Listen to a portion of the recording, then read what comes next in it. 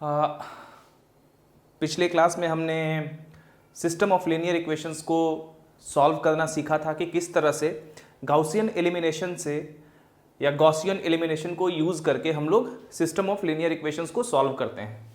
तो एक प्रॉब्लम मैंने पिछले क्लास में आपको दिखाया था, और गॉसियन एलिमिनेशन में क्या करते हैं, उसमें ये करते हैं कि किसी भी मैट्रिक्स को सबसे पहले हम लोग उसके ऑगमेंटेड सिस्टम में लिखते हैं, यानी कि मैट्रिक्स फॉर्म में लिखते हैं किसी भी सिस्टम ऑफ लीनियर इक्वेशंस को। और कैसे लिखते हैं आप सबको पता है, पिछले क्लासेस से आप सबको पता होगा कि किस तरह से हम किसी सिस्टम के ऑगमेंटेड मैट्रिक्स को लिखते हैं। और वो ऑगमेंटेड मैट्रिक्स को उसके बाद हम एक पर्टिकुलर फॉर्म में चेंज करते हैं, और उस फॉर्म को हम कहते हैं रॉ एशेलन फॉर्म, या शॉर्ट में REF। और जब उस फॉर्म में हम उसको चेंज कर देते हैं उस मैट्रिक्स को, तो उसी मैट्रिक्स को यूज करके हम लोग क्या करते हैं, बैक सब्स्टिट्यूशन से इक्वेशंस को, जो गिवन इक्वेशंस है, जो given system of linear equations है, उसको सॉल्व करते हैं, राइट। तो ये सब कुछ आपने देखा था। तो जो ऑगमेंटेड मैट्रिक्स होता है वो एक्चुअली क्या होता है, वो एक्चुअली जो गिवन इक्वेशंस हैं, जो गिवन सिस्टम में जो इक्वेशंस दिए हुए हैं लीनियर इक्वेशंस, उन्हीं को तो वो रिप्रेजेंट करता है ना। एक बार थोड़ा सा रिकॉल कर लीजिए। मान लीजिए आपके पास एक इक्वेशन है 2x minus 5y plus z is equal to 5, 5x plus 2z, यहाँ पे y कोफिशिएंट नहीं है, ऐसे ही मैंने जानबूझ के ले दिया, is equal to 1, and 7x plus 6y minus z is equal to 9। इस तरह का अगर कोई सिस्टम ऑफ लीनियर इक्वेशंस, याद रखिए सिस्टम ऑफ लीनियर इक्वेशंस है। सिस्टम ऑफ लीनियर इक्वेशंस मतलब अगर x का कोई वैल्यू है जो इस इक्वेशन को सेटिस्फाई कर रहा है, तो वो x का वैल्यू इसको और इसको भी करना चाहिए, and the same goes for y and z as well. इसीलिए इसको एक सिस्टम कहा गया है। उस सिस्टम के अंदर ये तीनों इक्वेशंस है। चलिए, simultaneous equations of three variables कह सकते हैं इसको आप। तो इसका ऑगमेंटेड मैट्रिक्स क्या होता है भाई, इसका ऑगमेंटेड मैट्रिक्स 2 माइनस 5 1 5 5, z का कोफिशिएंट, यहाँ y का कोफिशिएंट 0 है, इसलिए यहाँ पे 0, और यहाँ पे 2 1 7 6 माइनस 1 और 9। सो ये ऑगमेंटेड मैट्रिक्स है। तो ऑगमेंटेड मैट्रिक्स क्या रिप्रेजेंट कर रहा है, हर एक रॉ जो आप ध्यान से देखेंगे इस मैट्रिक्स का, इन्हीं इक्वेशंस को रिप्रेजेंट कर रहा है। यानी कि x का कोफिशिएंट 2, y का कोफिशिएंट -5 एंड सो ऑन, हर एक रॉ ऐसा इन तीनों इक्वेशंस को रिप्रेजेंट कर रहा है। तो आपको अगर ऑगमेंटेड मैट्रिक्स दिया हुआ हो किसी सिस्टम का, तो आप बड़ी आसानी से इन तीनों इक्वेशंस को लिख सकते हैं। चलिए, ये तो हमने देख लिया था। वैसे तो हमने देखा था पिछले क्लास में कि किस तरह से कोई सिस्टम ऑफ लीनियर इक्वेशंस दिया हुआ है, तो उसको हम लोग उसके ऑगमेंटेड मैट्रिक्स को यूज करके, और उसके बाद उस ऑगमेंटेड मैट्रिक्स में गाउसियन एलिमिनेशन लगा के, और गाउसियन एलिमिनेशन का मतलब उस ऑगमेंटेड मैट्रिक्स को हमें चेंज करना होता है रॉ एशेलन फॉर्म में, और उसके बाद बैक सब्स्टिट्यूशन से हम लोग इक्वेशन को सॉल्व कर देते हैं।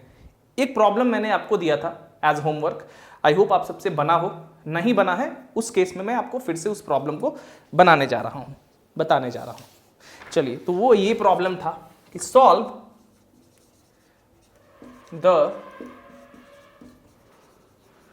Following system. और जब सिस्टम बोलूं मैं मैट्रिक्स में, तो उसका मतलब है कि सिस्टम ऑफ लीनियर इक्वेशंस बोल रहा हूं।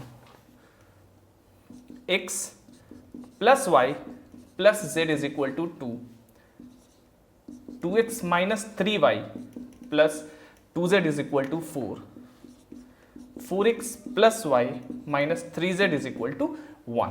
ठीक है। So this is a system in which there are 3 linear equations in 3 variables x, y and z।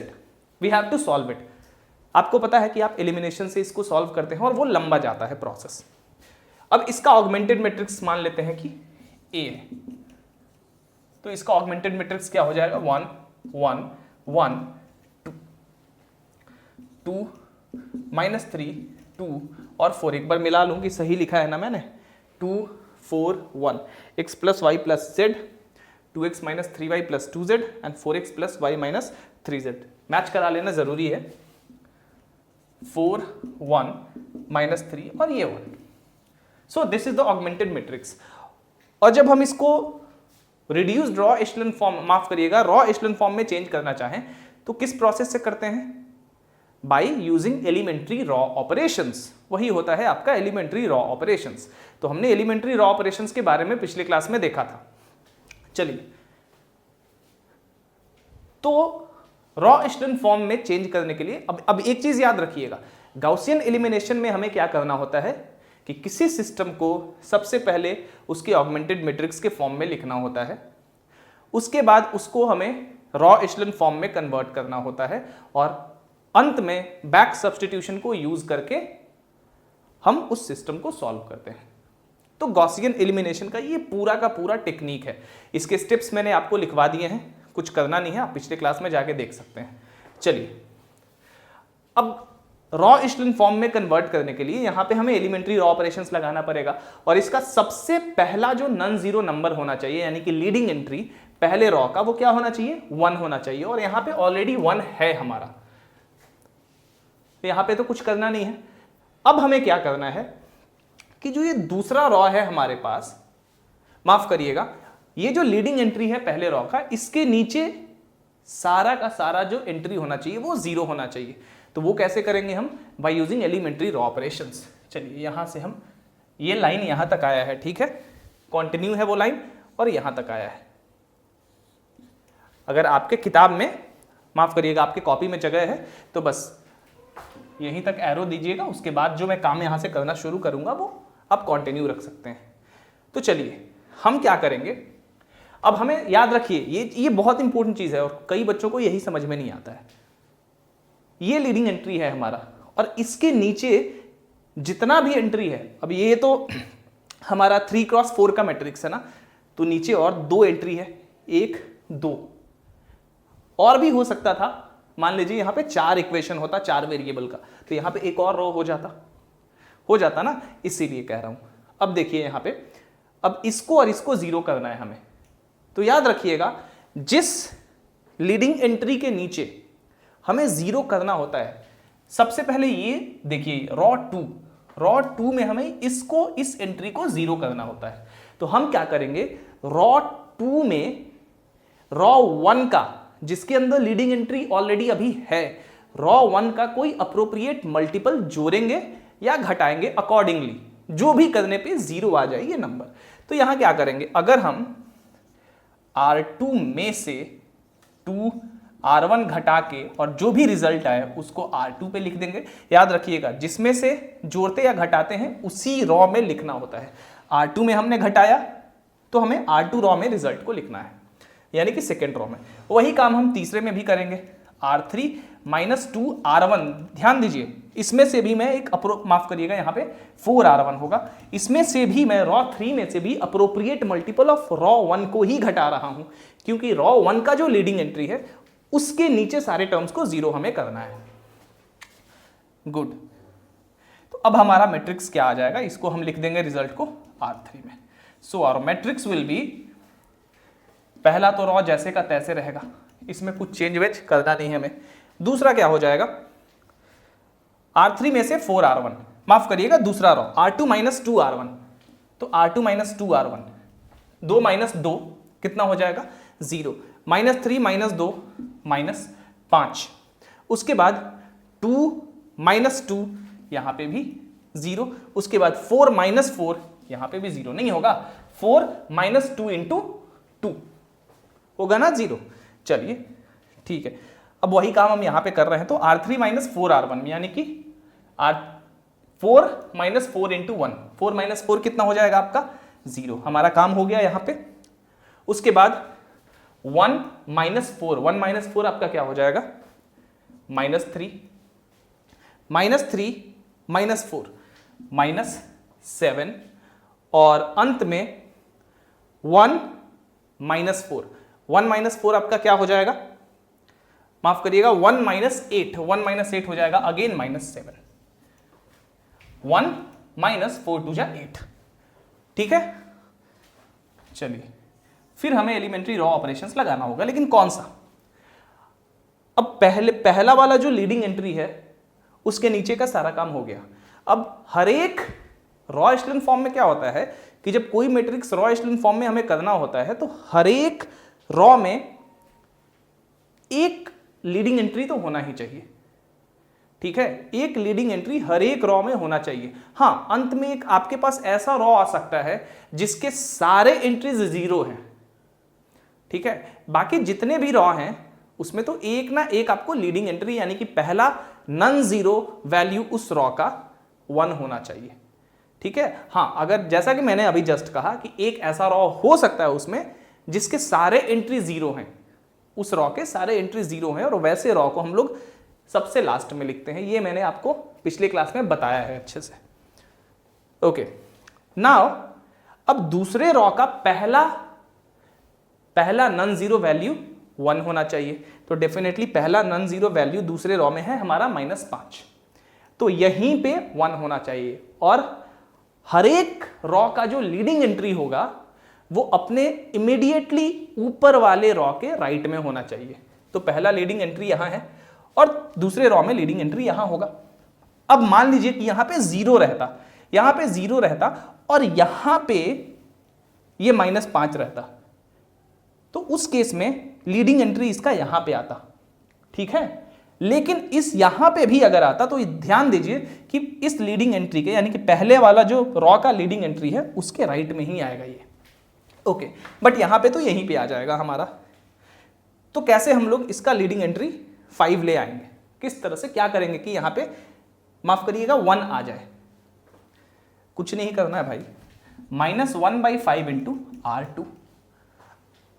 R2 raw में अगर मैं -5 से डिवाइड कर दूं, या उसी को कह सकता हूं कि अगर रॉ 2 को मैं -1/5 से मल्टीप्लाई कर दूं तो हमारा जो मैट्रिक्स हमें मिलेगा वो क्या मिलेगा, 1 1 1 2 0, ये 1 हो जाएगा, -5 इंटू -1/5 1, ये तो भाई 0 होगा, क्योंकि अब 0 में मल्टीप्लाई करिए किसी क्वांटिटी से क्या फर्क पड़ता है, यहां भी 0, ठीक है। बाकी तीसरा रॉ में हम अभी कुछ काम कर नहीं रहे तो जैसे का तैसे लिख दीजिए आप, ठीक है। अब हम फिर इसमें भी एलिमेंट्री रॉ ऑपरेशंस लगाएंगे, यहां से शुरू हुआ है और यहां पे मैं काम करना शुरू करूंगा क्योंकि जगह नहीं है वहां पे, ऑब्वियस सी बात है। अब क्या करेंगे, पहले रॉ का लीडिंग एंट्री 1, इसके नीचे सारा नंबर 0, दूसरे रॉ में भी हमारा लीडिंग एंट्री 1 आ गया, और आप देख सकते हैं कि पहले लीडिंग एंट्री के यानी कि इसके जस्ट ऊपर वाले रॉ का जो लीडिंग एंट्री है उसके राइट साइड में है, तो दूसरे रॉ में भी हमारा लीडिंग एंट्री 1 आ गया। लेकिन ये लीडिंग एंट्री के नीचे भी जितने भी एंट्रीज होंगे वो सारे के सारे होने चाहिए 0, तो इसके नीचे -3 है, इसको हमें 0 करना है। तो क्या करेंगे, किस तरह से 0 करेंगे, कुछ नहीं करना है भाई, R3 में अगर प्लस कर दें 3R2 और रिजल्ट को R3 पे लिख दें तो याद रखिए। अब एक चीज और देखिए, यहां पे इसके नीचे इस लीडिंग एंट्री, ये लीडिंग एंट्री रॉ 2 में है, तो रॉ 2 के इस लीडिंग एंट्री के जस्ट नीचे वाले रॉ में हमें 0 मंगाना है। तो हमने क्या किया, जिसमें 0 मंगाना है उसी रॉ में इस रॉ 2 का एक अप्रोप्रिएट मल्टीपल हमने ऐड कर दिया यहां पे। अगर घटाने की जरूरत होती तो हम घटा देते उसमें से, और हम उस रिजल्ट को रॉ 3 में लिख देंगे। तो अब हमारा क्या हो जाएगा, नया जो मैट्रिक्स मिलेगा 1 1 1 2 0 1 0 0, यहां पे क्या हो जाएगा, अब यहां पे 0 में कुछ भी जोड़िए, यहां पे 0 -3 और +3, 3 नहीं होगा, -3, यहां पे -3 +3R2, यानी कि R2 का ये एलिमेंट जस्ट इसके ऊपर वाला 1 है, तो -3 + 3 × 1 3, -3 + 3 = 0, तो ये कितना हो गया, देखिए यहाँ पे मैंने 3 लिख दिया था, 0, और यहाँ -7 ही होगा और यहाँ भी -7 होगा, क्योंकि -7 में आप 0 ही जोड़ रहे हैं ना, यहाँ भी -7 में आप 0 ही जोड़ रहे हैं। अब चलिए, क्या ये रिड्यूस्ड रॉ एशेलन फॉर्म में हो गया, नहीं हुआ है। तीसरे रॉ का पहला नॉन जीरो नंबर क्या होना चाहिए, 1 होना चाहिए, और मतलब तीसरे रॉ में भी लीडिंग एंट्री होना चाहिए। लीडिंग एंट्री का मतलब कि हर एक रॉ का पहला नॉन जीरो नंबर 1, तो यहां पे लीडिंग एंट्री हमारा 1 होना चाहिए, और ये जो लीडिंग एंट्री होना चाहिए अपने जस्ट ऊपर वाले रॉ के लीडिंग एंट्री के राइट में होना चाहिए। इसके ऊपर वाला रॉ में लीडिंग एंट्री यहाँ पे इसके राइट में ऑब्वियसली यहाँ पे आएगा। कैसे आएगा? बहुत कॉमन सेंस है, -1/7 इंटू ρ3। ρ3 में अगर हम -1/7 से मल्टीप्लाई कर दे तो हमारा काम बन गया। हमारे पास क्या मिला? 1 1 1 2 0 1 0 0 और 0 0 1 1। Now is this matrix in row echelon form? अब कहीं पे अगर मेरे मुंह से गलती से रिड्यूस्ड रॉ एशेलन फॉर्म निकल गया हो तो मुझे माफ करिएगा, फिलहाल मैं आपको रॉ एशेलन फॉर्म के बारे में बता रहा हूं। तो क्या ये रॉ एशेलन फॉर्म में है? चलिए देखते हैं है कि नहीं है। पहले रॉ का लीडिंग एंट्री 1 है, 1 के नीचे क्या सारा एंट्री 0 है? बिल्कुल है।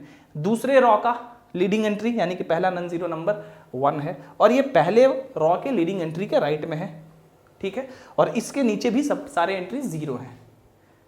खत्म कहानी। तीसरे रॉ का पहला नॉन जीरो नंबर यानी कि लीडिंग एंट्री 1 है। अब इसके नीचे तो कोई रॉ ही नहीं है, तो यानी कि ये matrix reduced row echelon form में आ गया। यानी कि हमने एक ऐसा मैट्रिक्स यहां पे लिख दिया है जो मैट्रिक्स इस original augmented matrix of this system के आइडेंटिकल होगा। यहां पे मतलब इससे जो यहां पे सॉल्यूशन आता, यानी कि ओरिजिनल इक्वेशन से जो सॉल्यूशन आता, वही सॉल्यूशन एग्जैक्टली इस मैट्रिक्स को यूज करने से भी आएगा। तो ये हमारा रॉ एशेलन फॉर्म में ये मैट्रिक्स हमने लिख दिया है। अब हमें बैक सब्स्टिट्यूशन करना है, बस कुछ करना है नहीं। अब याद रखिए, ऑगमेंटेड मैट्रिक्स मतलब कि सिस्टम में जो इक्वेशंस है उसी को तो रिप्रेजेंट करता है ना, तो इसके तीनों रॉ 3 इक्वेशंस को रिप्रेजेंट कर रहे हैं, राइट। अब कौन कौन से वो 3 इक्वेशंस होंगे, इसका काम हो गया है। Can I erase this? Absolutely I will.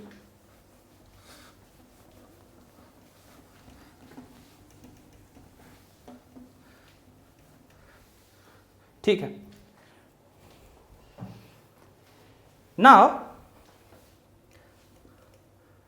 अब 3 इक्वेशंस, पहला रॉ किस इक्वेशन को रिप्रेजेंट कर रहा है? x plus y plus z is equal to 2। दूसरा रॉ, अब देखिए x का कोफिशिएंट यहां पे 0 है तो x वाला टर्म खत्म, y का कोफिशिएंट 1 है तो y के जगह y हो जाएगा, z का कोफिशिएंट भी 0 है तो z वाला टर्म भी खत्म, तो y इज इक्वल टू कितना है आपका? 0। उसके बाद तीसरे वाले में x और y का कोफिशिएंट 0 है, यानी कि x और y वाला टर्म कैंसिल, तो आपको तीसरे रॉ से क्या इक्वेशन मिला? z is equal to 1। अब देखिए, अब बैक सब्स्टिट्यूशन का क्या मतलब होता है कि आपको एक वेरिएबल का वैल्यू मिल गया और उसके बाद बाकी के इक्वेशंस में उस वैल्यू को सब्स्टिट्यूट करके बाकी वेरिएबल्स निकालना, that is called back substitution. ठीक है, तो यहां पे z का वैल्यू मिल गया और लकीली यहां पे हमें y का भी वैल्यू मिल गया है, तो कुछ करना ही नहीं है, z और y का वैल्यू यहां पे हमें सब्स्टिट्यूट करना है। तो क्या आ जाएगा? x plus y is equal to 0, z का वैल्यू 1 इज इक्वल टू 2, तो x इज इक्वल टू माफ करिएगा +1, x इज इक्वल टू +1। तो हमारा क्या आया वैल्यू? ऑर्डर ट्रिपल में अगर वैल्यू लिखें तो 1 0 और 1, यानी कि x बराबर 1, y बराबर 0 एंड z बराबर 1। सो ये आपका सॉल्व हो गया। आई होप जितने बच्चों का ये आंसर आया है वो सही है, लेकिन मेथड आपको जानना जरूरी है। और मेथड आप कैसे जानेंगे? Bye practice. ठीक है, तो ये है गाउसियन एलिमिनेशन। जैसा कि मैंने पिछले क्लास में कहा कि आपके टेक्स्ट बुक्स में जो सीबीएसई के टिपिकल टेक्स्ट बुक्स आते हैं उसमें हो सकता है कि सिर्फ एलिमेंट्री रॉ ऑपरेशंस लिख के ये मेथड अप्लाई करा गया हो, कोई दिक्कत नहीं है उसमें, बट इसका जो एक्चुअल नाम है वो गाउसियन एलिमिनेशन है। गाउसियन एलिमिनेशन एक टेक्निक है जिसमें हम क्या करते हैं, किसी सिस्टम के ऑगमेंटेड मैट्रिक्स को चेंज कर देते हैं, किस फॉर्म में? रॉ एशेलन फॉर्म में, and then we use back substitution to find the solution of the given equations. चलिए, ये तो हो गई इसकी बात। अब एक काम करते हैं हम लोग, और वो काम ये है कि एक और क्वेश्चन को सॉल्व करते हैं। ठीक है, एक और प्रॉब्लम को सॉल्व करते हैं और उसके बाद हम लोग एक और टेक्निक की बात करेंगे जिसको हम कहते हैं रिड्यूस्ड रॉ एशेलन फॉर्म। ठीक है, और वो टेक्निक जिसके अंडर आता है उसका नाम है गाउस जॉर्डन एलिमिनेशन, जो मैंने पहले क्लास में आपको बताया था। ठीक है, तो एक प्रॉब्लम हम लोग और देखते हैं, सॉल्व करते हैं, and thereafter we will learn Gauss Jordan elimination, that is reduced row echelon form को यूज करके जब हम सिस्टम ऑफ लीनियर इक्वेशंस को सॉल्व करते हैं। अब एक बार आप वो मेथड जान जाएंगे ना, तो आप मोस्टली 80% जो इक्वेशंस होगा जहां पे एलिमेंट्री रॉ ऑपरेशंस लगाना होगा, वो आप उसी मेथड से सॉल्व करेंगे, ना कि इस वाले से। उसका कारण है कि उसको यूज जब आप करेंगे, then you don't even have to use back substitution to solve the given equations. Why? Because when you change an augmented matrix of a system into reduced raw echelon form, then that form just shows you the values of the variable. तो जब आपने value of the variable निकाल ही लिया है, तो उसके बाद कोई सब्स्टिट्यूशन करने की जरूरत नहीं है। तो चलिए उसके बारे में भी देखेंगे, बट पहले एक और क्वेश्चन बना लेते हैं हम लोग, ताकि आप और क्लियर हो जाएं इसके लिए। चलिए,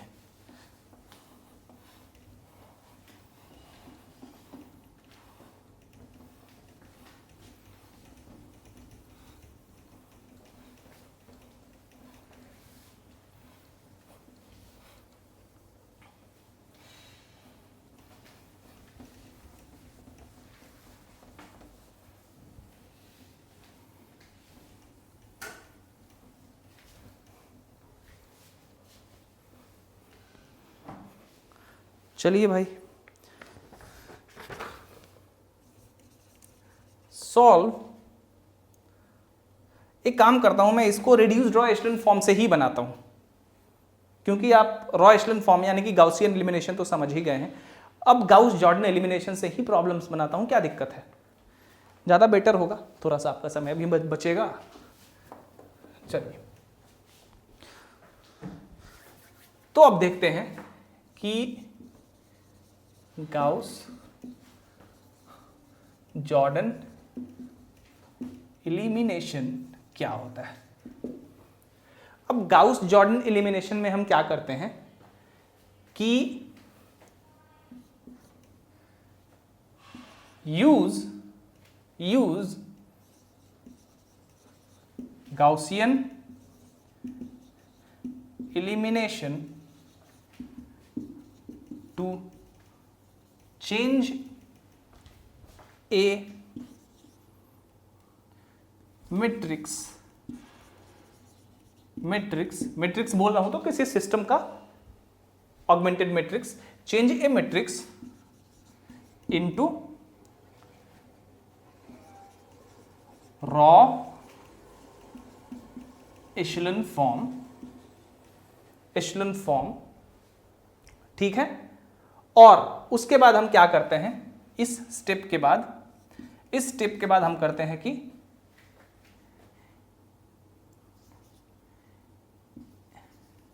एवरी एंट्री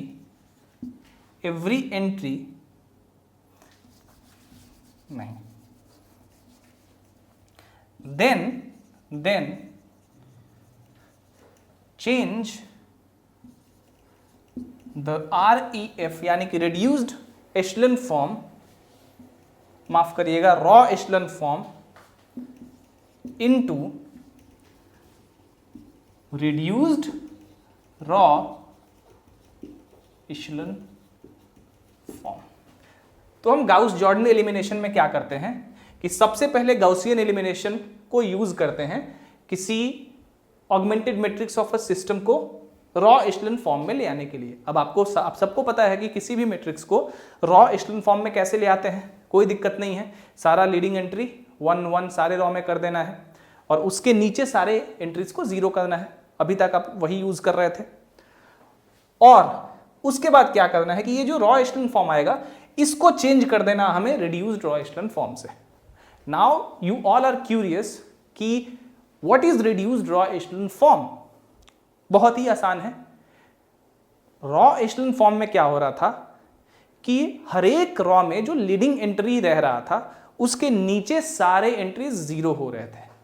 अब रिड्यूस्ड रॉ में क्या होगा कि हर एक रॉ में जो लीडिंग एंट्री होगा उसके नीचे ही नहीं, उसके ऊपर भी सारे एंट्रीज 0 हो जाएंगे।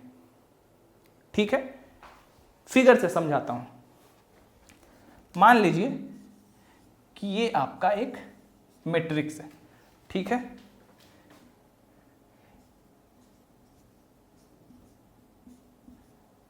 Zero zero 1 0 1। ये जो रेक्टेंगुलर बॉक्सेस है ना या स्क्वायर्ड बॉक्स, ये जो बॉक्सेस हैं ये किसी ना किसी नंबर को दिखा रहे हैं, और ये देखिए हर एक रॉ का लीडिंग एंट्री 1 है। अब ये क्या है, ये है REF। REF का मतलब रॉ एशेलन फॉर्म।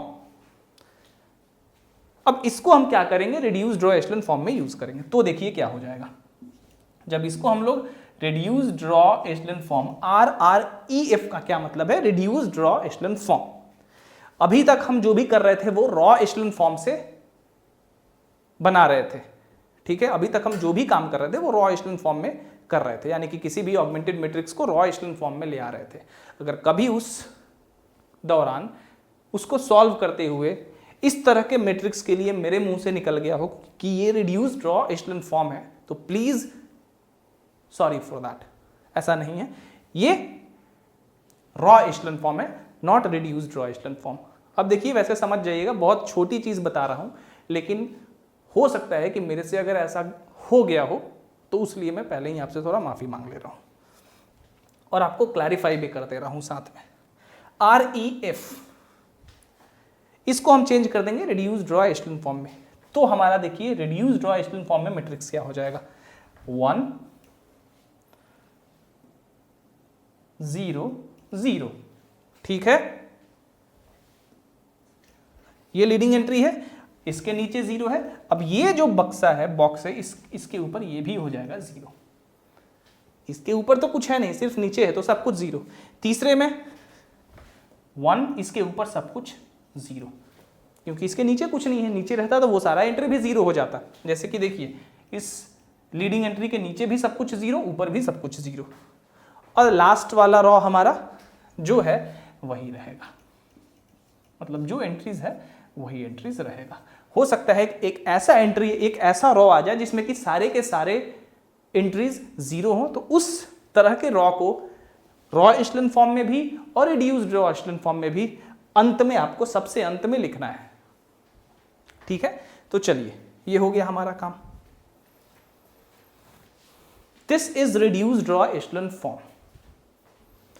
तो आपको क्या डिफरेंस देखने को मिल रहा है रिड्यूस्ड रॉ एशेलन फॉर्म और रॉ एशेलन फॉर्म में? रॉ एशेलन फॉर्म में लीडिंग एंट्री के नीचे सारे एंट्रीज 0 होने चाहिए, but reduced row echelon form में लीडिंग एंट्री के ऊपर भी अगर कोई एंट्री है, चाहे एंट्रीज हैं, तो वो भी सारे के सारे 0, और उसके नीचे भी जो एंट्रीज हैं वो भी सारे के सारे 0s। That is the only difference between them. And if we solve a system of linear equations by using reduced raw echelon form, that technique is called Gauss-Jordan elimination। उसी टेक्निक को हम कहते हैं Gauss-Jordan elimination। चलिए अब थोड़ा सा इससे हम सॉल्व करते हैं एक दो इक्वेशन।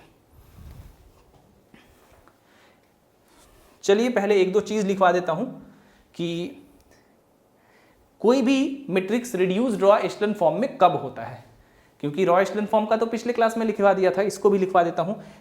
फिगर ठीक है, इसको रहने दीजिए, यहीं पे मैं ऐड कर देता हूं।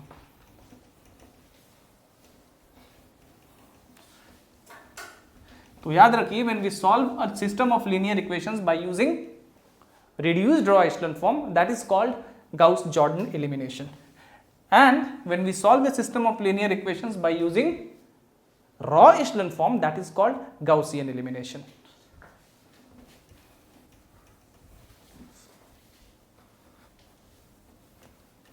Okay,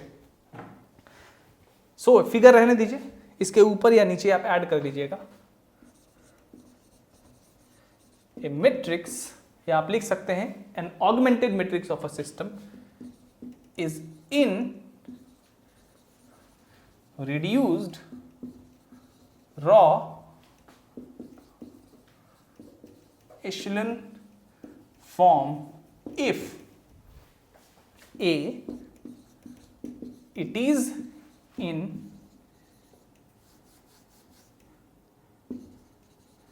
raw echelon form। अब याद रखिए ये रॉ एशलन फॉर्म में तो है ही, लेकिन चूंकि हर एक लीडिंग एंट्री के ऊपर नीचे भी सारे एंट्री जीरो हैं, सो दैट इज वाई ये रिड्यूस्ड रॉ एशलन फॉर्म भी कहलाएगा। कोई भी matrix reduced row echelon form में होगा अगर वो रॉ एशलन फॉर्म में है and be every entry above and below the leading entry is 0. That's it. And the technique is called Gauss-Jordan elimination. That is technique to solve system of linear equations by using reduced raw echelon form, or by using changing a matrix into reduced raw echelon form. That technique is called Gauss-Jordan elimination. Okay. Now चलिए एक question बनाया जाए सबसे पहले।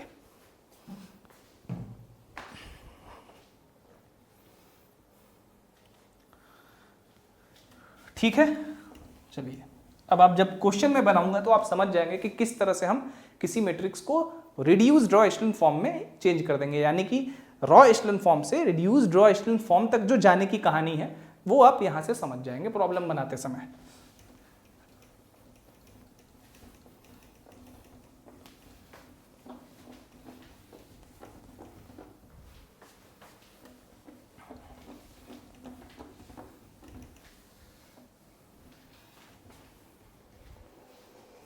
चलिए भाई,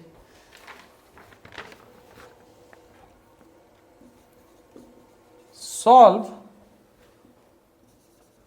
the following system by using reduced raw, ओहो यहाँ डैश नहीं लगता है, यहाँ पे लगता है, एशलॉन फॉर्म। सिस्टम क्या है हमारा?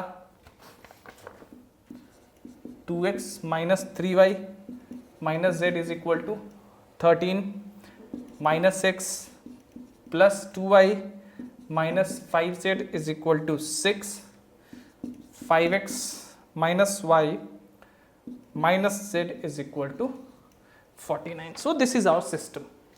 इसका ऑगमेंटेड मैट्रिक्स पहले लिख लेना है हमें। क्या हो जाएगा भाई?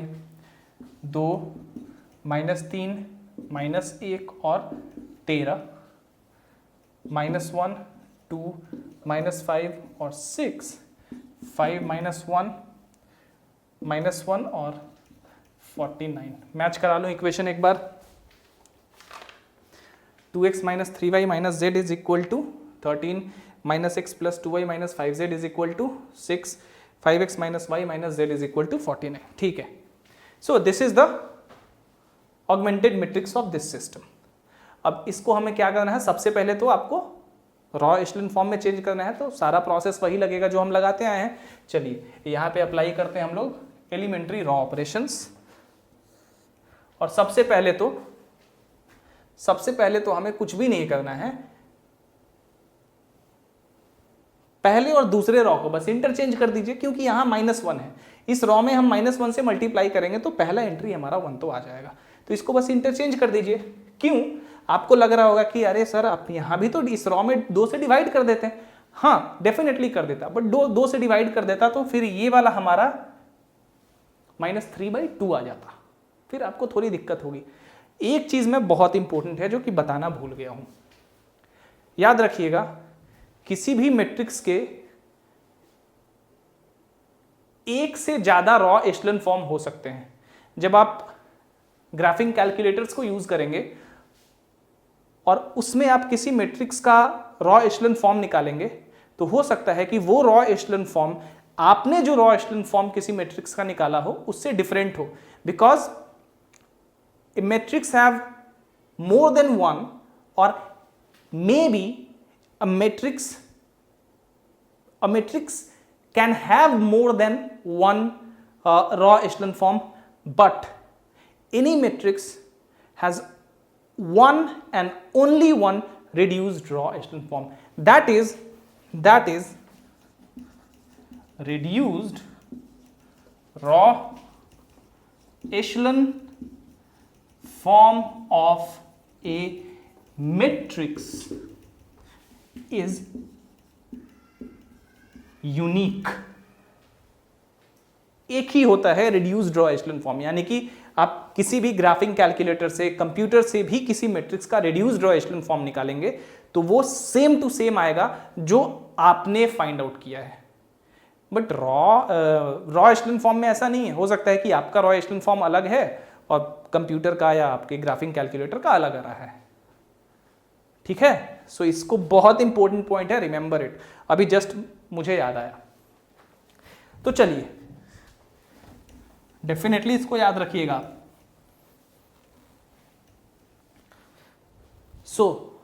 फिर से रिकॉल करा दूं कि किसी भी मैट्रिक्स का रॉ एचेलॉन फॉर्म एक से ज्यादा हो सकता है, लेकिन किसी भी मैट्रिक्स का रिड्यूस्ड रॉ एचेलॉन फॉर्म हमेशा यूनिक होता है. That is there is only one reduced row echelon form of a given matrix. चलिए अब यहां पे क्या करते हैं हम लोग, R1 और R2 को इंटरचेंज कर देते हैं. इंटरचेंज का साइन है, यानी कि रॉ 1 रॉ 2 को एक दूसरे के प्लेस से हम लोग इंटरचेंज कर देते हैं. तो ये मैट्रिक्स अब हमारा क्या बन गया, यहाँ पे एरो दे दीजिए. ये मैट्रिक्स हमारा बन गया -1 2 -5 6 2 -3 -1 13. हमने क्या किया, रॉ 1 रॉ 2 को अपने प्लेस से इंटरचेंज कर दिया.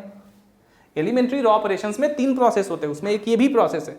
हम किसी भी 2 रॉ को एक दूसरे के प्लेस के साथ इंटरचेंज कर सकते हैं, राइट. चलिए, और तीसरा जो है हमारा वही रहेगा, क्योंकि तीसरे में तो हमने अभी कुछ खेल किया ही नहीं है.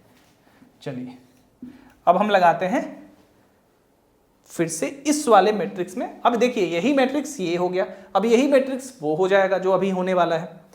हमें पहले रॉ का लीडिंग एंट्री चाहिए 1, तो बस हमें कुछ नहीं करना है, पहले रॉ में -1 से मल्टीप्लाई कर देना है. हमें थोड़ा छोटा कर देता हूं इसको, -1 इंटू रॉ 1. ठीक है, तो क्या हो जाएगा हमारा ये मैट्रिक्स 1 -2 5 और -6. ये जैसे का तैसे, -3 -1 13 5 -1 -1 और 49. ठीक है, ठीक है कि कोई दिक्कत है, कहीं कोई दिक्कत,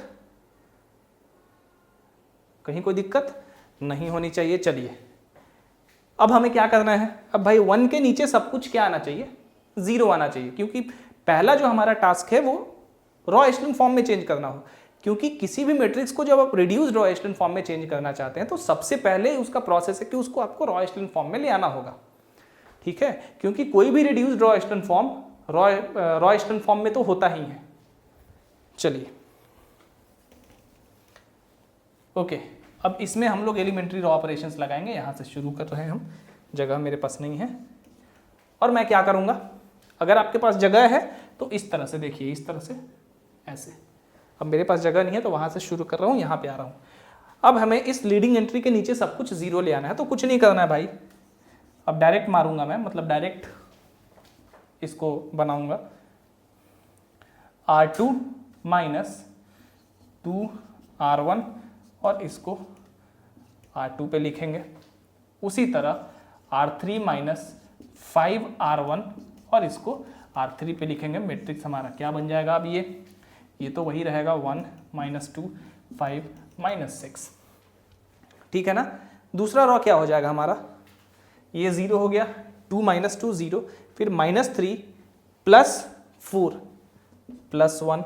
उसके बाद -1 -10 क्या हो जाएगा हमारा, -11 13 +12, यहाँ पे -1 नहीं, 13 +12 25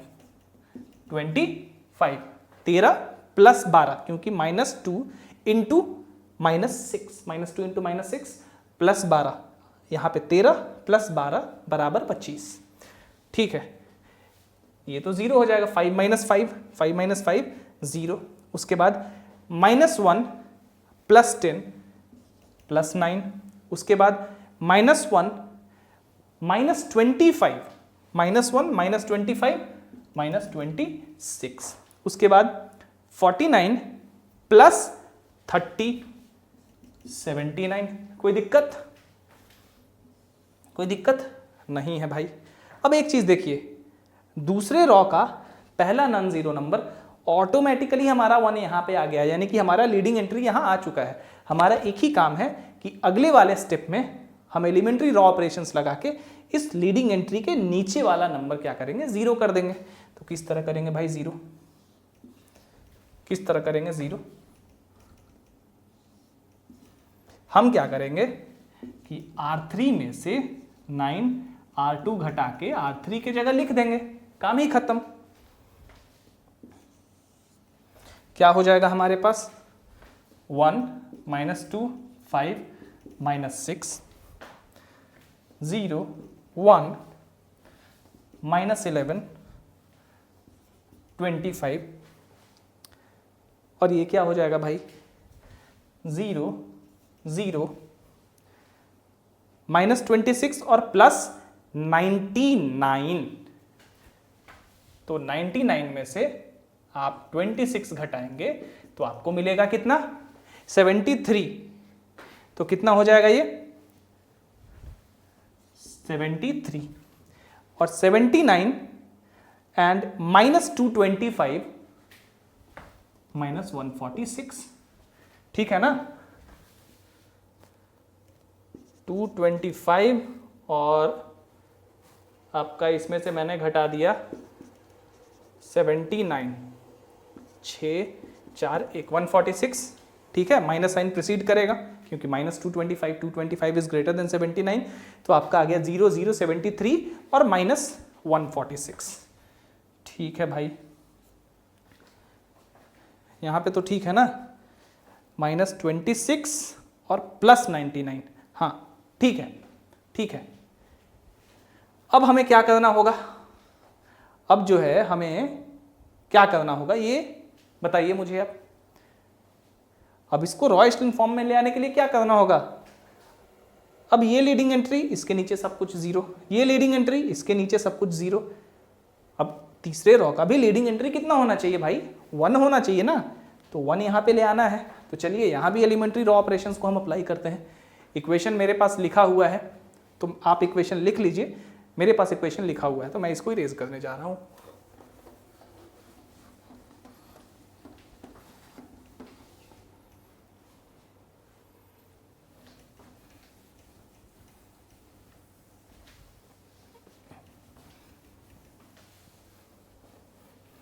ओके, चलिए इसके बाद एलिमेंट्री रॉ ऑपरेशन जब लगाऊंगा तो कुछ नहीं करना है भाई। क्या करना है अब हमें? तीसरे रॉ में अगर 1/73 से मल्टीप्लाई कर दें तो हमें क्या मिल जाएगा? 1 माइनस 2 5 माइनस 6 0, थोड़ा बड़ा कर दीजिए इसको, 0 1 माइनस 11 25। ठीक है, कोई दिक्कत नहीं है ना? 25, उसके बाद 0 0 1 और माइनस 2।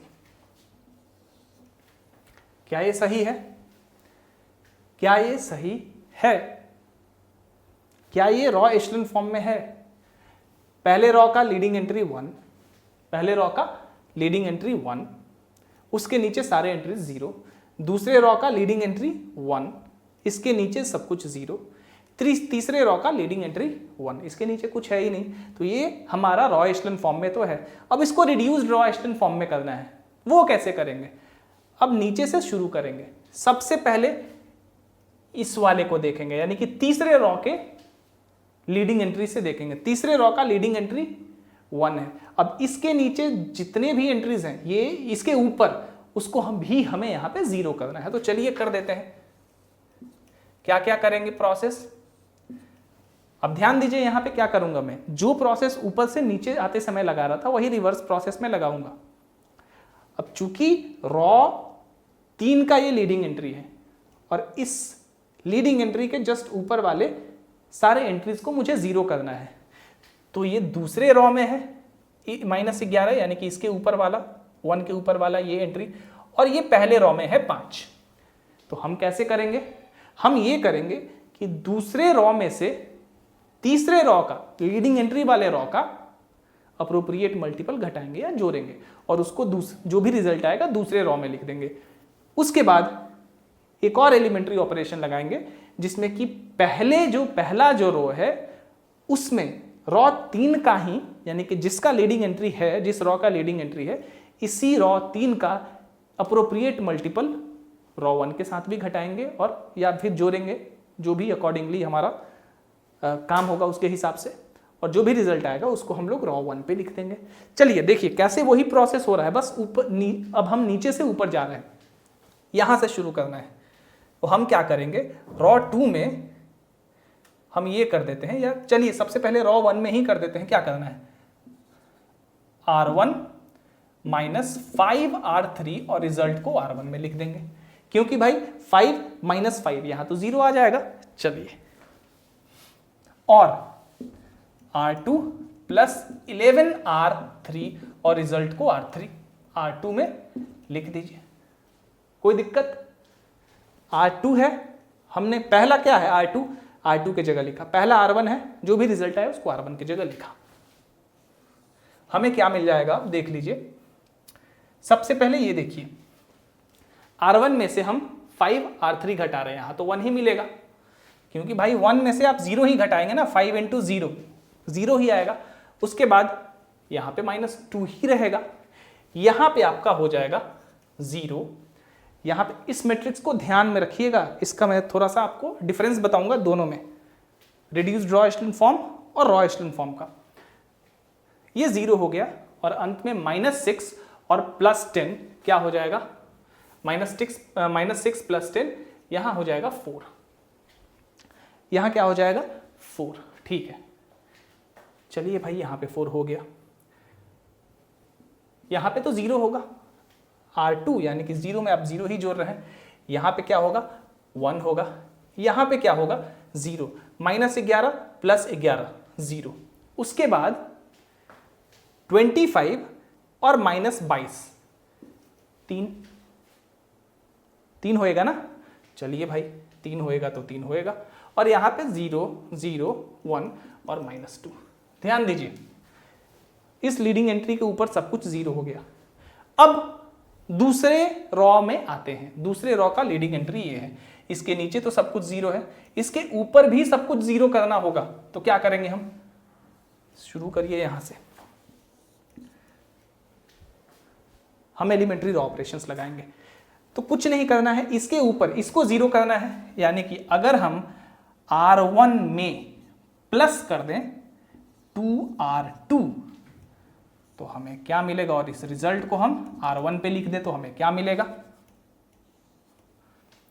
ये तो 1 ही रहेगा, यहां पे हमें मिल जाएगा 0, यहां पे हमें मिल जाएगा 0, ऑब्वियस सी बात है, और यहां पे हमें मिल जाएगा 1। क्या 1 मिलेगा, नहीं माफ करिए, 4 -6 4 और यहां क्या 4 प्लस 6, यहां पे मिल जाएगा 10, यहां पे मिल जाएगा 10, 4 प्लस 6 10 नहीं होगा, R1 का ये वाला एलिमेंट 4 और 2R2, जस्ट इसके नीचे वाला जो एलिमेंट है 3 है, 3 में 2 से मल्टीप्लाई किया तो 4 प्लस 6 10 आ गया। यहां पे दूसरे रॉ में जो जैसा था वैसा ही रहेगा, 0 1 0 3 0 0 1 -2। चलिए ये सब मैं इरेज कर रहा हूं, ओहो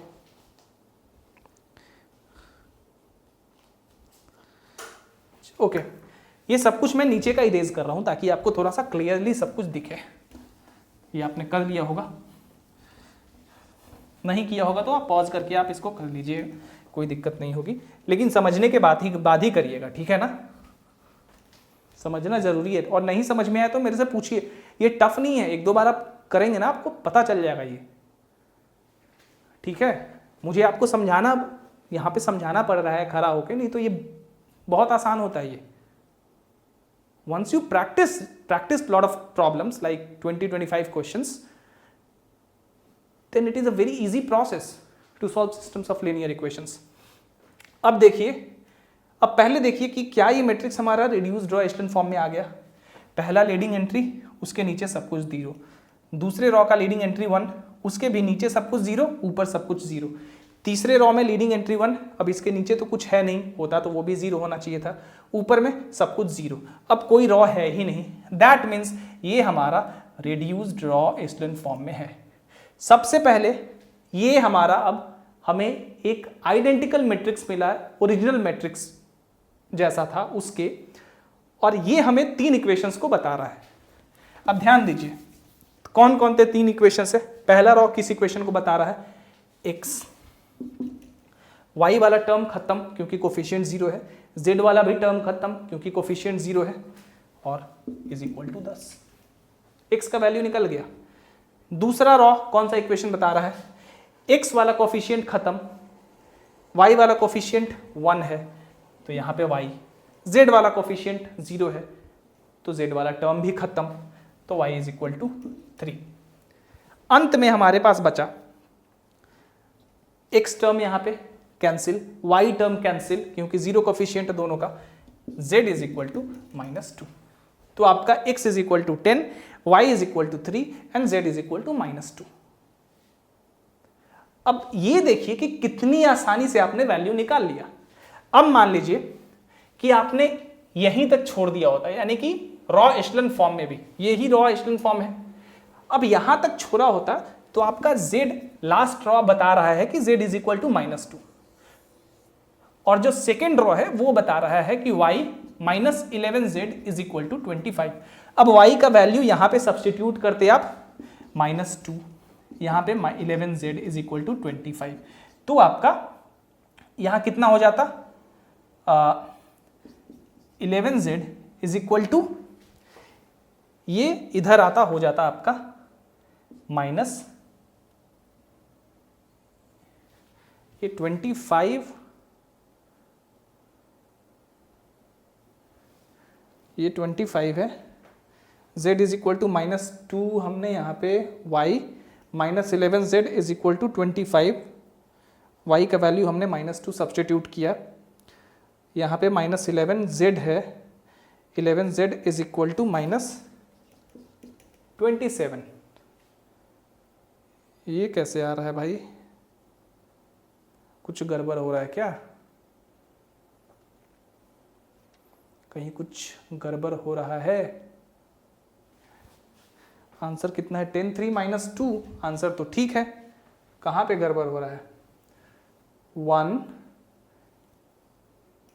y -11z is equal to 25 ही है, ठीक है, 11z उधर गया,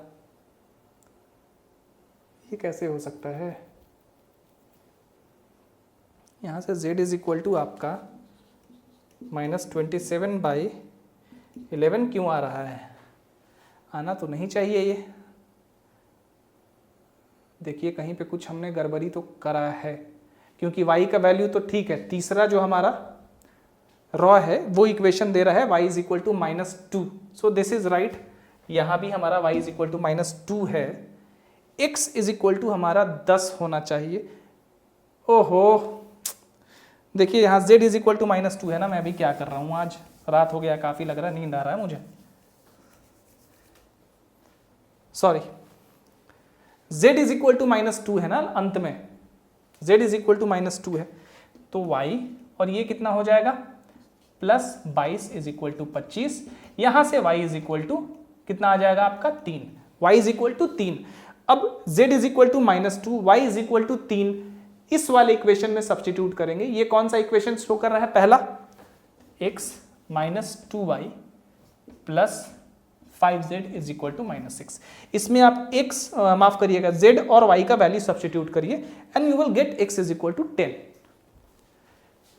तो ये था बैक सब्स्टिट्यूशन से। यहां पे हमने एक वेरिएबल का वैल्यू z का एग्जैक्टली निकाल लिया था, उसके बाद हमने बैक सब्स्टिट्यूट किया, एक इक्वेशन में सब्स्टिट्यूट किया, वहां से y निकाला, उसके बाद लास्ट वाले इक्वेशन में सब्स्टिट्यूट करके हमने x का वैल्यू निकाला। लेकिन जब आपने इसी फॉर्म को जब चेंज करके यहां पे रिड्यूस्ड रॉ एशेलन फॉर्म में ले आ दिया, तो आप देख सकते हैं कि आपने पहले रॉ से बस x इज इक्वल टू 10 मिला आपको, यानी कि यहां पे बस लीडिंग एंट्री है, उसके बाद वैल्यू है इस लीडिंग एंट्री, यानी कि x का वैल्यू 10, y का वैल्यू 3, z का value -2. So that is the difference between the two, and that is the reason why I told you initially that once you know the benefits of reduced raw echelon form, that is Gauss-Jordan elimination form, you are not going to turn yourself back and try to solve problems, try to solve equations, system of linear equations by using raw echelon form. You are always going to try to solve that particular equation by using reduced raw echelon form instead of raw echelon form. हमेशा आप उसके बाद इसी form से किसी system of linear equations को बनाना चाहेंगे, that is reduced row echelon form से, क्योंकि यहां पे आपको डायरेक्ट वेरिएबल्स के वैल्यूज मिल जाते हैं। ठीक है ना, यहां से आप डायरेक्ट वेरिएबल्स के वैल्यू को आपने निकाल लिया और आपका काम खत्म हो गया, कुछ देखना नहीं पड़ा। अब यहां से आप बैक सब्स्टिट्यूशन करते, जैसे कि अभी मैंने गलती से यहां पे z का वैल्यू -2 निकला और y को मैं -2 सब्स्टिट्यूट कर रहा था। ठीक है, होता है कभी कभी इस तरह के मिस्टेक्स कभी कभी होते हैं। तो वहां से क्या हो रहा था, मैं बाकी वेरिएबल्स का गलत वैल्यू निकाल देता, लेकिन यहां पे ऐसा कुछ नहीं, यहां पे आपको प्रत्यक्ष दिख रहा है कि हाँ भाई x 10 है, y 3 है और z -2 है। So I also suggest you to solve system of linear equations by using Gauss-Jordan elimination instead of Gaussian elimination. That is by using reduced raw echelon form instead of raw echelon form. This is more beneficial to you. ठीक है ना, चलिए आगे बढ़ते हैं, एक और problem को बनाते हैं reduced raw echelon form से, उसके बाद आज के क्लास को खत्म करेंगे।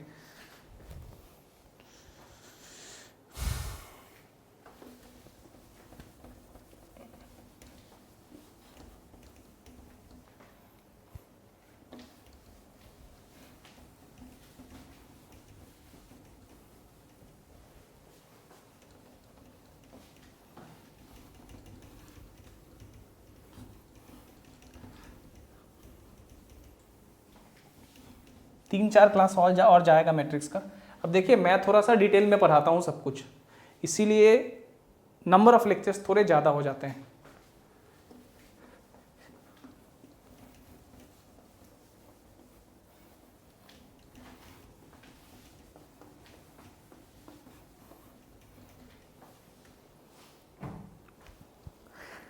चलिए एक और देखिए,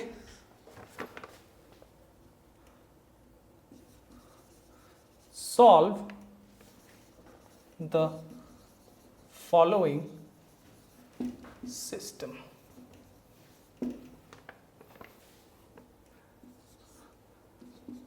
four x plus 8y minus 4z is equal to 4। पहले क्लास में इसी को मैंने सॉल्व किया था, आपको इस पर्टिकुलर इक्वेशन को सॉल्व करके बताया था। आज इसको रिड्यूस्ड रॉ एशेलन फॉर्म से सॉल्व करेंगे हम लोग। 5z is equal to -11 and -2x plus y plus 12z is equal to -17। चलिए इसका ऑगमेंटेड मैट्रिक्स क्या हो जाएगा हमारा, चलिए अब यहां से सॉल्व करता हूं। ऑगमेंटेड मैट्रिक्स इसका 4 8 -4 4 3 8 5 -11 -2 1 12 -17। चलिए भाई बनाता जाऊं, समझ में आ जाएगा आपको क्योंकि मैंने बता दिया है सब कुछ। पहला लीडिंग एंट्री 1 होना चाहिए, तो कुछ नहीं करना, 1/4 R1, that's it. Sorry for the interruption, actually light काफ़ी देर से कटी हुई थी और जो लाइट ये जल रहा था वो इन्वर्टर से जल रहा था काफ़ी देर से, मतलब लगभग सुबह से ही। तो बैटरी पे कैमरा ऑन था, मैं क्लास ले रहा था आपके साथ। हुआ क्या कि जो ये मेरा कैमरा है ना कैनन का, वो इसको जब मैं ऑफ़ करूँगा तभी ये चार्ज होगा। मुझे लगा कि 1-1.5 घंटे 2 घंटे चल जाएगा ये, लेकिन चला नहीं। बीच में ही इन्वर्टर जो है वो उसकी बैटरी ख़त्म हो गई, लाइट कट गई और चूँकि कैमरा डिस्चार्ज था तो ये भी बंद हो गया। तो जो लास्ट वाला प्रॉब्लम मैं बता रहा था उसी में कहीं पे बीच में बंद हुआ। मैंने पूरा चेक नहीं किया, मैंने बस ये चेक कर लिया कि लास्ट जो मैं आपको प्रॉब्लम बता रहा था वो मैंने यहाँ बोर्ड पे लिखा है कि नहीं, और उस समय मेरा कैमरा चल रहा था कि नहीं। तो उस समय मेरा कैमरा चल रहा है, उसके आगे कहीं से बंद हुआ है। तो मैं उसी क्वेश्चन से फिर से डिस्कस करूँगा, उसी प्रॉब्लम को मैं बताऊँगा एंड देन इस क्लास को आज ख़त्म करेंगे, क्योंकि लगभग 45 मिनट के बाद अभी लाइट आया है और जैसा कि आप सबको पता है काफ़ी रात हो गई है। तो चलिए उस प्रॉब्लम को बता के आज के क्लास को ख़त्म किया जाए और नेक्स्ट क्लास में फिर आगे बढ़ेंगे। तो ये प्रॉब्लम था। अंत में एक प्रॉब्लम मैंने आपको रिड्यूस्ड रॉ एशेलन फॉर्म के लिए बता दिया था कि किस तरह से किसी भी सिस्टम के ऑगमेंटेड मैट्रिक्स को हम लोग सबसे पहले रॉ एशेलन फॉर्म में करते हैं चेंज, उसके बाद रॉ एशेलन फॉर्म से रिड्यूस्ड रॉ एशेलन फॉर्म में करते हैं और वहाँ से कितनी आसानी से हमें जो गिवन सिस्टम ऑफ इक्वेशंस का सॉल्यूशन है वो मिल जाता है, राइट। एक और क्वेश्चन देखते हैं जो कि हम लोग सॉल्व कर रहे थे, यही था, solve the following system 4x plus 8y minus 4z is equal to 4, 3x plus 8y plus 5z is equal to minus 11, minus 2x plus y plus 12z is equal to minus 17। 4x plus 8y minus 4z is equal to 4, 3x plus 8y plus 5z is equal to minus 11, minus 2x plus y plus 12z is equal to minus 17। चलिए, तो आपने एक चीज तो देख लिया कि जब हम किसी मैट्रिक्स को रिड्यूस्ड रॉ एशेलन फॉर्म में चेंज कर लेते हैं तो वहां से हमें बड़ी आसानी से सॉल्यूशन मिल जाता है किसी given system of linear equations का।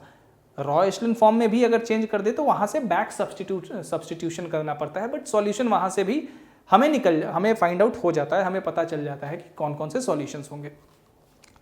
तो आप ये चीज देख रहे हैं कि रिड्यूस्ड रॉ एशेलन फॉर्म में जब आप किसी मैट्रिक्स को कन्वर्ट करते हैं तो चीज़ें कितनी आसान हो जाती हैं।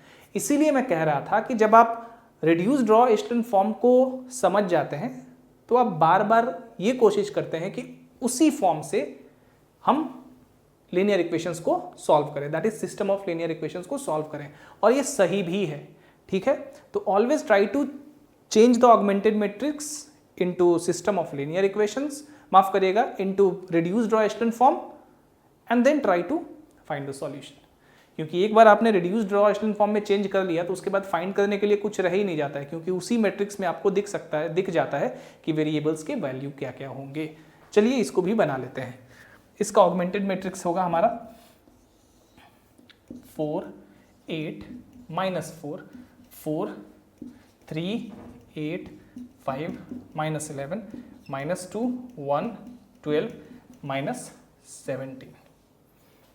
ठीक है, अब सबसे पहले हमें करना है कि पहले रॉ का लीडिंग एंट्री 1 होना चाहिए, यानी कि यहाँ पे 1 होना चाहिए। तो इस रॉ में अगर 1/4 से मल्टीप्लाई कर दें तो हमें क्या मिल जाएगा? अब 1, 2, -1, 1, 4/4 1, 8/4 2, -4/4 -1, 4/4 1, 8 माफ करिएगा 3, 8, 5, -11, -2, 1, 12 और -17।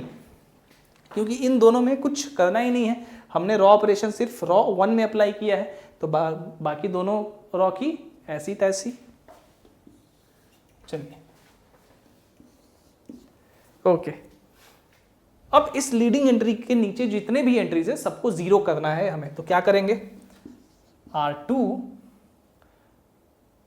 माइनस 3R1 और रिजल्ट को R2 में लिखेंगे। उसी तरह R3 प्लस 2R1 और रिजल्ट को R3 में लिखेंगे। तो ये मैट्रिक्स अब क्या हो जाएगा, 1 2 माइनस 1 1, ये हो जाएगा 0, R2 minus 3R1, 3 minus 3 0, 8 minus 6 2, 5 plus 3 8, minus 11 minus 3 minus 14, R3 plus 2R1 minus 2 plus 2 0, 1 plus 4, ये हो जाएगा 5, प्लस ही कर रहा हूं ना,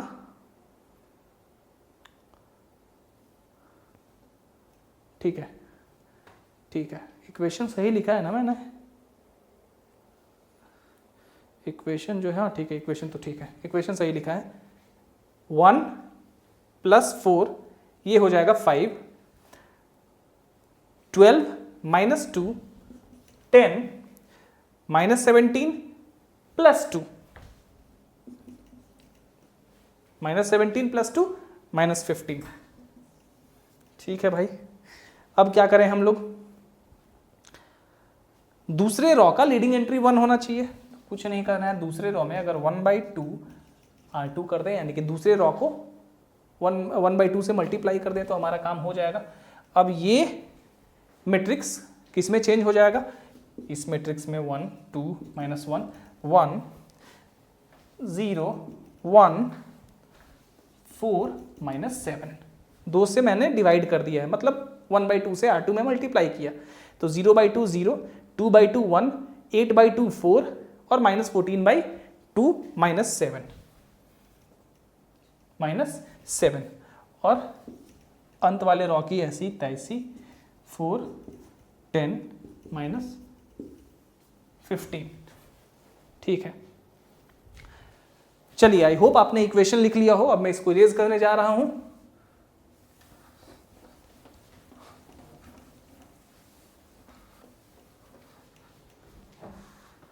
उसके बाद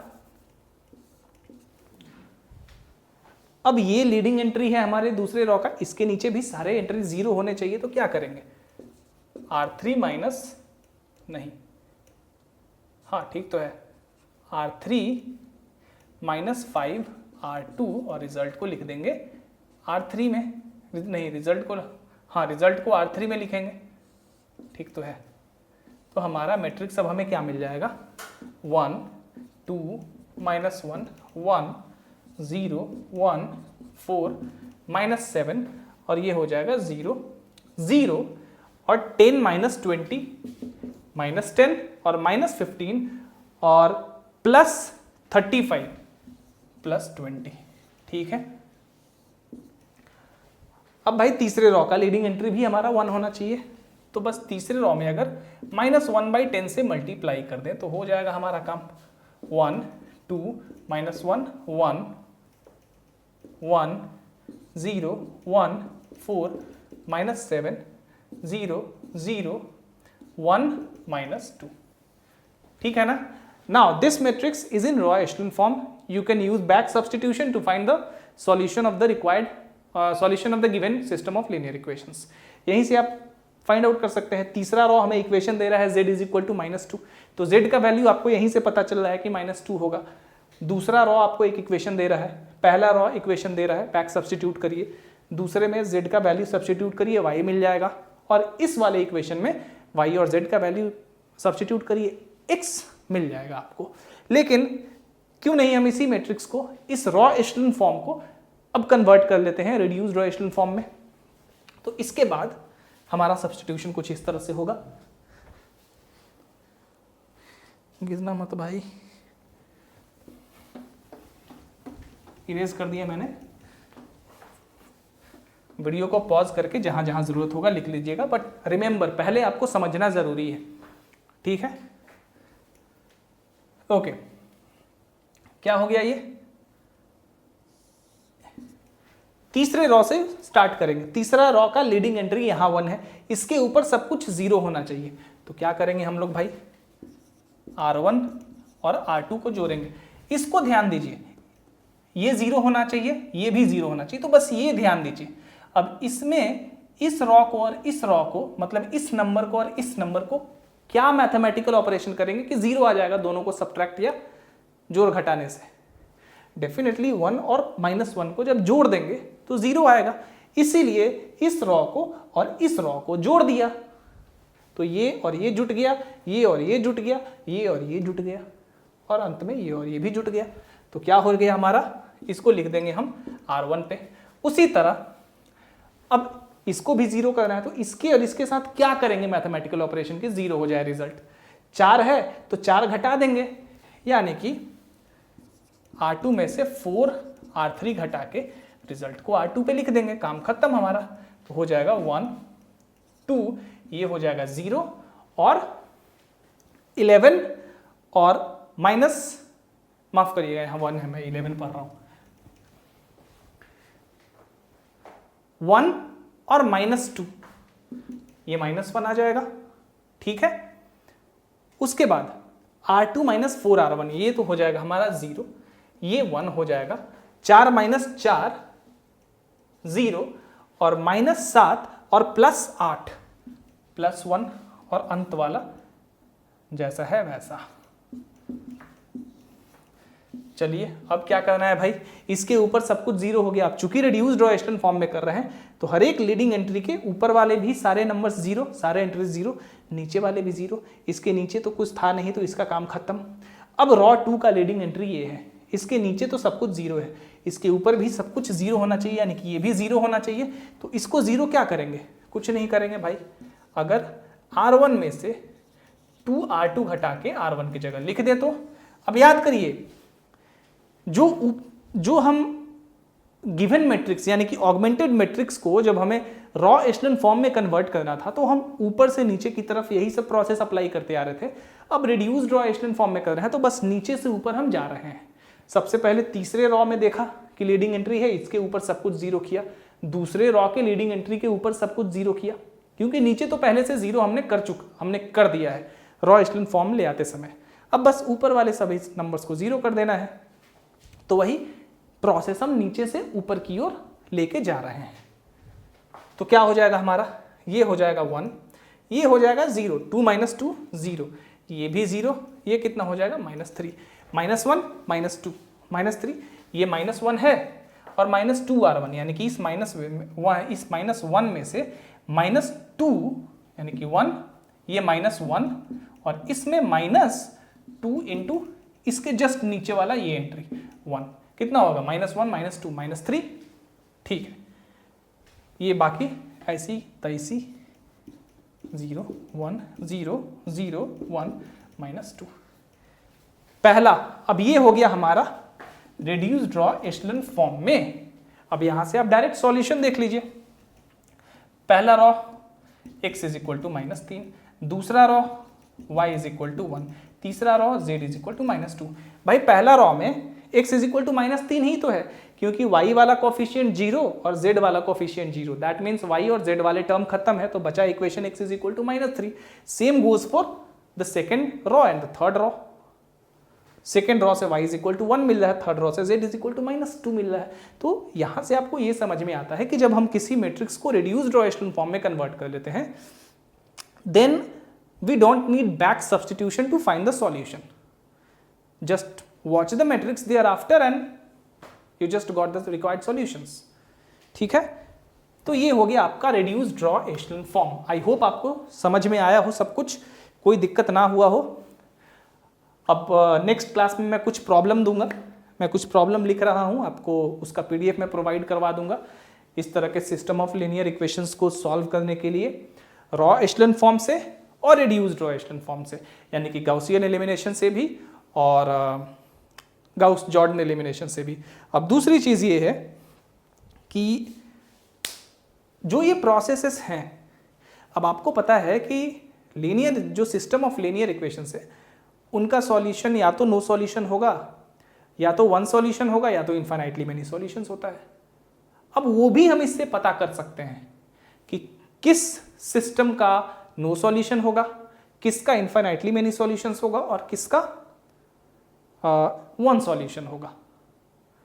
ठीक है, अब ये सारे के सारे जो सिस्टम हम अभी बना रहे हैं इन सारे के सारे सिस्टम्स का एक ही सॉल्यूशन है, मतलब x का एक वैल्यू, y का एक वैल्यू और z का एक वैल्यू। ऐसे भी कई वैल्यू आते हैं, कई लीनियर इक्वेशंस आएंगे जिनका इन्फाइनाइटली मेनी सॉल्यूशंस होगा। तो ऐसे सिस्टम्स को भी ये हमें आसानी से बता सकता है। नेक्स्ट क्लास में हम वही देखेंगे। ठीक है, थोड़ा सा मैट्रिक्स में आपको टाइम देना पड़ेगा क्योंकि ये इंपॉर्टेंट चैप्टर है। एक बार ये रॉ ऑपरेशंस खत्म हो जाएगा, आई होप नेक्स्ट क्लास में मैं आपको रॉ ऑपरेशंस खत्म करवा दूंगा, उसके बाद ज़्यादा क्लास नहीं लगेगा। उसके बाद आपको अलजेब्रा ऑफ मैट्रिसेस है और ये सब कुछ है, तो मोस्ट प्रोबेबली और 3 क्लास उसके बाद। तो मान के चलिए कि मेरी कोशिश है कि 7 से 8 क्लास में मैट्रिक्स के लिए दे रखूँगा। अब देखिए, कराने के लिए तो आप वो कैप्सूल वाला क्लास करवा दीजिए, ढेर सारा क्लास करवा के ऐड कर दीजिए, या 6 घंटे 7 घंटे आके यहीं पे खड़े होकर करवा दीजिए, लेकिन मुझे लगता है कि वो ज़्यादा बेनिफिशियल नहीं होगा आपके लिए। कोई चीज़ जब डिटेल में आप नहीं करेंगे तो फिर उसका कोई फ़ायदा नहीं है। तो पहली बार आप जब कुछ कर रहे हैं ना, तो उसमें थोड़ा सा समय दें, और जब समय दीजिएगा ना तो आपको बाद में पता चलेगा कि आपने सब कुछ अच्छे से करा है। सो यही कारण है। और अभी मैं डेली थोड़ा सा क्लास नहीं लेने का भी एक कारण है, क्योंकि अभी मेरा चैनल का रीच उतना नहीं है। तो डेफिनेटली मुझे, अब मैं यहीं पे तो डिपेंडेंट नहीं रह सकता हूँ, ये मेरा काम है, ये मैं करूँगा, लेकिन मुझे कुछ और भी देखना पड़ता है, कहीं और भी पढ़ाना पड़ता है, तो इसीलिए मैं डेली क्लास थोड़ा सा रेगुलर नहीं ले रहा हूँ। अब रिगार्डिंग फिजिक्स मैंने कहा था क्लास शुरू कर दूंगा, अब यही कारण है, इसी डर से मैंने अभी तक फिजिक्स नहीं शुरू किया है, लेकिन मैं बहुत जल्दी फिजिक्स शुरू कर दूंगा। आप जो भी बच्चे मेरे ऊपर डिपेंडेंट है, मुझे लग रहा है कि कोई भी है नहीं वैसा, लेकिन जो भी हैं वो टेंशन ना लें, क्योंकि मैं पूरा सिलेबस ख़त्म करवाऊंगा और मैं एग्जिस्ट करूंगा यहाँ पे। ठीक है ना, तो ये मत समझिए कि मैं थोड़ा सा सिलेबस करवा के बंद कर दूंगा, ऐसा कुछ भी नहीं है। I will complete everything. ठीक है, I am here to exist. So आज की क्लास में इतना ही। Thank you, see you tomorrow.